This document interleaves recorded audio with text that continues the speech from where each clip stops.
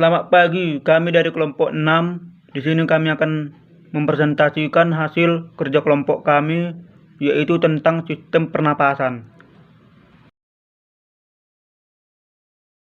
Saluran pernapasan atau tractus respiratorius adalah bagian tubuh manusia yang berfungsi sebagai tempat lintasan dan tempat pertukaran gas dalam proses pernapasan. Saluran ini berpangkal pada mulut dan hidung dan berakhir pada paru-paru. Udara yang diisap pada waktu menarik napas atau disebut inspirasi biasanya masuk melalui hidung, kemudian disaring oleh bulu-bulu yang ada di lubang hidung.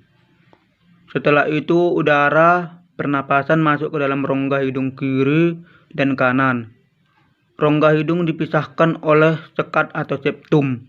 Septum ini dibentuk oleh tulang di bagian sebelah dalam. Assalamualaikum warahmatullahi wabarakatuh. Di sini saya akan menyambung materi kami sistem pernapasan, yaitu pernapasan bagian atas. Pertama, rongga hidung. Rongga hidung adalah dua kanal sempit yang satu sama lain terpisah dengan septum. Yang kedua, vestibulum, menjadi bagian rongga hidung yang berambut serta berfungsi menyaring partikel asing agar tidak masuk ke saluran pernapasan. Dalam hidung juga terdapat saluran yang menghubungkan antara rongga hidung dan kelenjar air mata. Bagian tersebut dikenal dengan kantung nasolacrimalis. Kantung ini yang mengalirkan melalui hidung dari kelenjar air mata jika seseorang menangis. 3. Sinus paranasal, yaitu berperan menyereksi mukus, membantu pengaliran air mata melalui saluran nasolacrimalis. Selain itu membantu dalam menjaga permukaan rongga hidung tetap bersih dan lembab. Keempat, faring.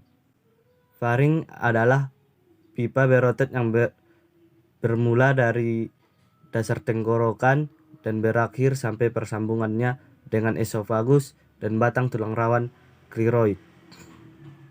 Terima kasih atas kesempatan yang diberikan oleh kawan saya. Di sini saya akan melanjutkannya, ialah pernapasan bagian bawah. 1. Laring. Laring tenggorokan terletak di laring dan trakea. Berdasarkan letaknya, laring berada di ruas keempat dan kelima. Berakhir di vertebrata cervicalis, ruas keenam. Laring tersusun oleh sembigan kartarigu yang disatukan oleh ligamen dan otot rangka pada tulang hyoid di bagian atas dan trakea di bawahnya. Kedua, kartilago. Kartilago yang besar adalah kartilago biroid. Di depannya terdapat benjolan subtaneus yang dikenal sebagai jakun. Jakun ini terlihat jelas pada pria. Baik, terima kasih dan dilanjutkan oleh teman saya.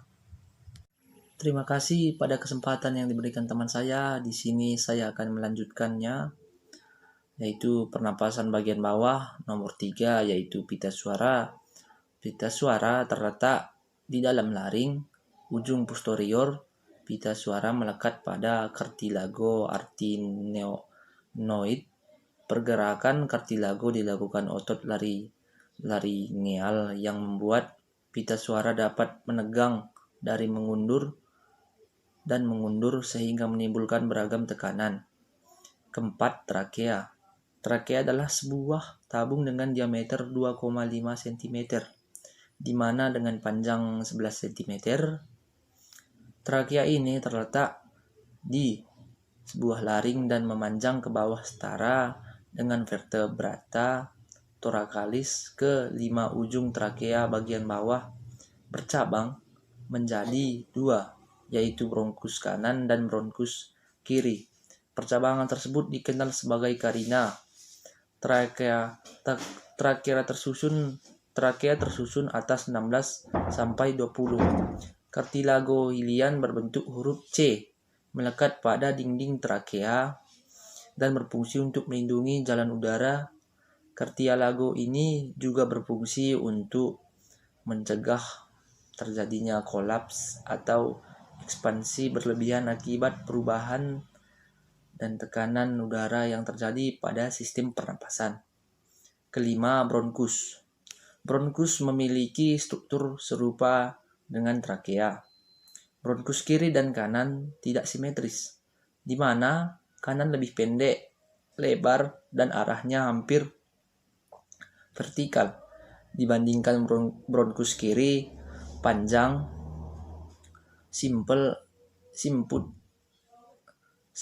dan sudutnya lebih runcing. Bentuk anatomi yang khusus ini memiliki implikasi klinis tersendiri seperti jika ada benda asing yang terhirup, maka benda tersebut akan berada di bronkus kanan. Sekian dari saya dan akan dilanjutkan oleh teman saya. 6. Alveoli dan membran respirasi.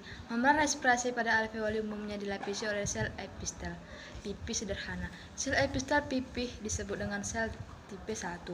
Makrofag alveolar bertugas berkeliling di sekitar epitelium untuk memfagositosis partikel atau bakteri yang masuk ke permukaan alveoli. Sel lain yang ada dalam membran respiratorius adalah sel septal atau disebut juga dengan sel surfaktan dan sel tipe 2.